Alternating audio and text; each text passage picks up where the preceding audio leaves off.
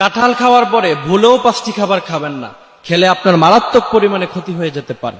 আর আল্লাহ সুবহানাহু ওয়া তাআলা বলছেন, ওয়ালা তুলকু বিআইদিকুম ইলাত তাহলুকা, তোমরা নিজেরা নিজেদেরকে ধ্বংস করে দিও না। এখন যেহেতু কাঁঠালের সিজন চলছে, প্রত্যেকটি ঘরে ঘরে কাঁঠাল আছে না নাই?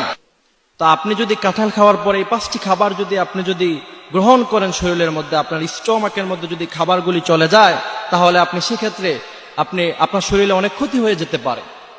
তার মধ্যে থেকে প্রথম নাম্বার হচ্ছে, আমরা যখন কাঁঠাল খাবো, কাঁঠাল খাওয়ার সাথে সাথে আরেকটি ফল আছে আমাদের দেশে পাওয়া যায়, সেটার নাম হচ্ছে পেঁপে। তো সেই পেঁপে খাওয়া যাবে না, খেলে আপনার শরীরে অ্যালার্জি সৃষ্টি হতে পারে। আর দ্বিতীয় নাম্বারে, কাঁঠাল খাওয়ার পর সাথে সাথে ঢেঁড়স খাওয়া যাবে না। সেক্ষেত্রে খেয়াল রাখতে হবে, যদি খান তাহলে আপনার প্রতিটি জয়েন্টে ব্যথার সৃষ্টি হতে পারে। তৃতীয় নাম্বারে, কাঁঠাল খাওয়ার পর সাথে সাথে দুধ খাওয়া যাবে না। দুধ আল্লাহ সুবহানাহু ওয়া তাআলা বলেছেন, এটা তো মানুষের জন্য ইবরাত, যে গরু থেকে দুধ বাহির হয়। ওয়া ইন্না লাকুম ফিল আনআমি লাইবরা, এবং মানুষের জন্য অনেক উপকার দুধের মধ্যে আছে না নাই? কিন্তু আপনাকে সঠিক সময়ে সে দুধটি খেতে হবে। আপনি যদি সঠিক সময়ে না খান, তাহলে কিন্তু আপনি মারাত্মক ক্ষতিতে পড়ে যেতে পারেন।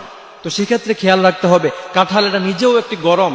আপনি দেখবেন যে প্রচন্ড শীতের সময় যদি আপনি প্রচুর পরিমাণে কাঁঠাল খান, তাহলে কিন্তু আপনার শরীর গরম হয়ে যায়। তো সেজন্য আবার দুধও যদি খান, সেটাও কিন্তু আপনার শরীর গরম করে। তা আপনি যদি কাঁঠালও খেলেন, সেটাও শরীর গরম করে, দুধও খেলেন, সেটাও শরীর গরম করে, তাহলে তো এটা সমস্যার সৃষ্টি হয়ে যাবে। তো সেক্ষেত্রে আপনাকে অবশ্যই খেয়াল রাখতে হবে যে কাঁঠাল খাওয়ার সাথে সাথে একটু দেরি করে খেতে পারবেন, সাথে সাথে আপনি দুধ খাওয়া যাবে না, খেলে আপনার শরীরে সমস্যা হতে পারে। তারপর চতুর্থ নাম্বার হচ্ছে, কাঁঠাল খাওয়ার সাথে সাথে অনেক মুরব্বীরা আছে, তারা সব সময় পান খায়, পান ছাড়া তাদের লাইফই চলে না, আছে না নাই? তো আপনি যদি কাঁঠাল খাওয়ার পরে সাথে সাথে যদি পান খান, তাহলে সেক্ষেত্রেও আপনার শরীরে সমস্যার সৃষ্টি হতে পারে। 5 নাম্বার হচ্ছে, কাঁঠাল খাওয়ার পরে সাথে সাথে আপনি মধু খাবেন না, কারণ মধু হচ্ছে এটি এমন একটি খাবার যেটা মানুষের শরীর সাথে সাথে গরম করে ফেলে। তবে আজকে আমাদের দেশে যে মধু পাওয়া যায়, সেই মধু না, অরিজিনাল মধু হতে হবে। যদি অরিজিনাল মধু হয়, তাহলে আপনার শরীরের সাথে সাথে গরম হয়ে যাবে।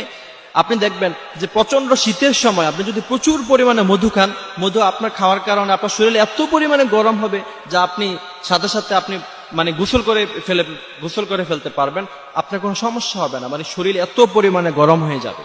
তো কাঁঠাল খেলেন, সেটাও শরীর যদি গরম করে, তারপরে আপনি আবার যদি সাথে সাথে মধু খান, সেটাও কিন্তু আপনার শরীর গরম করে ফেলবে।